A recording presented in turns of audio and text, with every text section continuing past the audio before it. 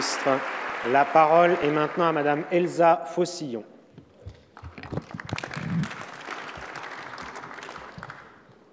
Ma question s'adresse au ministre de l'Économie et des Finances. Une fois de plus, avec les Paradise Papers, nous sont révélées les pratiques opaques, souvent légales d'ailleurs, d'une oligarchie qui, depuis des décennies, s'enrichit sur le dos des citoyens. C'est un pillage organisé et c'est un préjudice grave pour l'intérêt général, celui-là même que nous sommes justement chargés de défendre ici. Un préjudice pour la France de 20 milliards par l'optimisation, de 80 milliards par l'évasion fiscale. C'est insupportable, insupportable au regard des conditions de vie de nos concitoyens, insupportable au regard, par exemple, des 15 milliards d'économies prévues sur la santé, et ça fait système, mis au regard des 76 milliards de déficit. Et je dois vous dire que les réponses apportées hier par M. Darmanin à mon collègue Quatennens ou par M. Le Maire lundi montrent que la question n'est pas prise à bras-le-corps.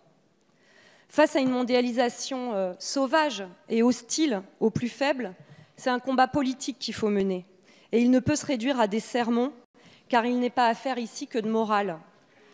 Il y a à reprendre la main qui a été laissée à la finance, et c'est bien de cela dont il s'agit. L'année dernière, notre Assemblée avait adopté à une très large majorité la proposition du groupe communiste appelant à la création d'une COP fiscale mondiale pour l'harmonisation et la justice fiscale.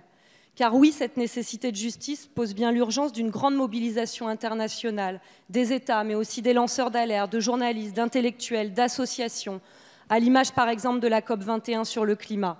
Or aujourd'hui, toujours aucune initiative visant à s'attaquer au cœur du système n'a été prise par le gouvernement. Des solutions existent, nous en avons, je rappelle donc la résolution de COP fiscale mondiale. Monsieur le ministre, à quand la liste noire des paradis fiscaux? Et je parle d'une liste complète. À quand des moyens de contrôle? À quand l'initiative par la France de la COP fiscale? À quand la fin du verrou de Bercy? Merci, sinon, je fais le pari que tout recul sur ces décisions nous amènera à...